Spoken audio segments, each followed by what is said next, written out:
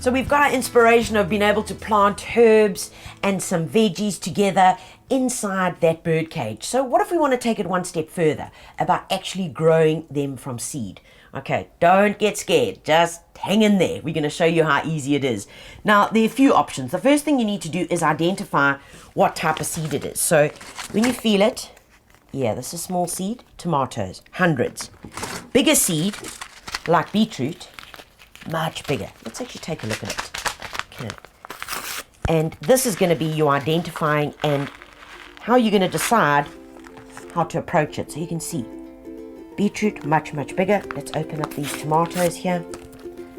And I'm going to just put them together. Okay, there we go. And have a look at this tomato seed. Much smaller, right. Okay, so if we're going to go throwing this into the garden, 90% of the time we're going to lose them. So what we're going to do today is we're going to sow these tomatoes, and I'm going to show you how to get it right. First of all, what we're going to need is a tray. Lots of nice holes in it. Okay, good job. Right, next off we're going to need a block of this stuff, which is coconut peat or coconut husk. Nice and solid, it's been compressed.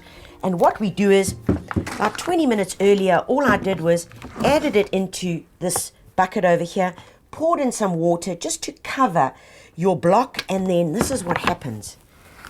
Look at that, how it just sucks up the moisture. Gorgeous. And then, once it's done that, we just break it all up. It just breaks up so easily. See that?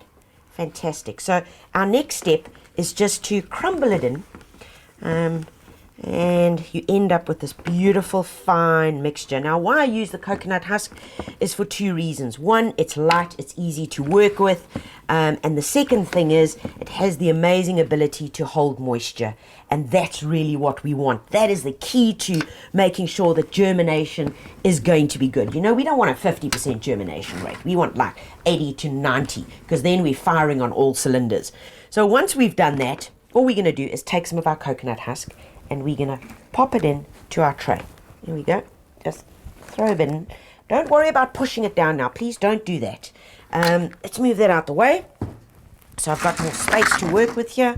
Right, once we've done that, we can just take a piece of wood, and all we're going to do is use the edges of our little tray just to guide our coconut husk right in so that we've got a nice level surface to work with. You can even just feed it in there with your hands like that.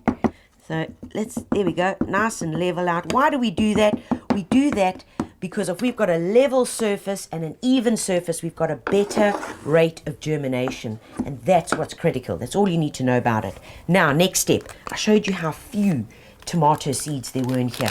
So what I've got is a little cup over here, and in it is some flour, ordinary cooking flour.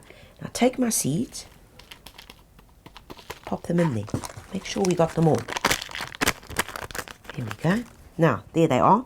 Little seeds mixed in with our flour. Now what we do is we mix it in. Because the chances that I'm going to get one little tomato seed and being able to put it exactly where I want it is highly unlikely, unless you're going to take a tweezers or something like that. So by mixing it in here, what you do now is you're literally just bulking up the seed. Okay, so you're making it and giving yourself a much better chance of distributing it nice and evenly. So we don't have all 10 tomatoes coming up in one spot in our tray. Not cool. Okay, now that I've mixed it up, cool. What we do now is take a little bit into our hands. There we go. Bit there. And all we do is we just start using it and just gently move it across our tray. What I like about the flour or mealie meal that you can use or river sand is that you guaranteed an even exposure. Plus, it's so much easier to see it. So you know which area you've covered. I know I need to go back over here and do a bit more. Okay, hundreds. Absolutely hundreds.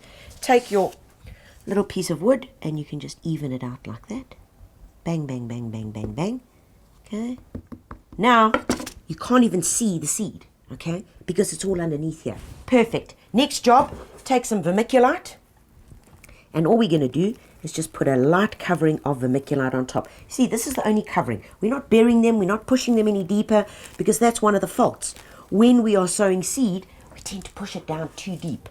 Okay, there we go.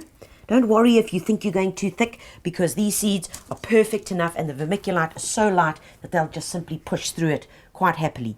Last bit, take our little plank and we give it a firm pushing down. Once again, using the edge as our guide. All we're doing now is making sure that the seed is in contact with the vermiculite and our coconut husk. There we go. Last job is you can either take the packet, all right, and sometimes I just do that, and all I do is on the edge of it, I just write the date that I'm doing it. So we on the 7th today, I think. I pop that in there, and then I just use that, and there it is. And then I know exactly what I'm germinating here, because when you've got lots of seeds going on, it's like, oh, is this edible or not? What should I be doing with it? All right, now at this point, where you're going to put it, you're going to take this tray and you're going to put it in a well-lit area. Not direct sun, folks. Not hot afternoon sun. A good well-lit area. And you're going to make sure that you give it a good watering at least twice a day. A light watering. And you want to use a watering can to do that. So when they get to, and I want to just show you over here. This is a tray that we germinated about 2 weeks ago. When they start germinating and they're getting to this height, you can see the nice even distribution. You're then going to start feeding. Very important. Feed with something like Nutri-Feed. All you do is literally take a capful of it, pop it into your watering can, make sure it's well mixed, and then as you're watering, so you're feeding the plants, because now they need that energy. Right, from this point, when they get to what we call the 2-leaf stage. So let's get this baby out the way, and we're going to show you the next step, which is really simple and easy to do. So at that point, what you're going to do is take a little bit more of your coconut husk. We're going to pop it into our tray. Fill our little tray up. Make sure it's nice and even. Now that I've got this little cavity filled, it's a little 6 tray. It's kind of like the next step. This is into nursery school now.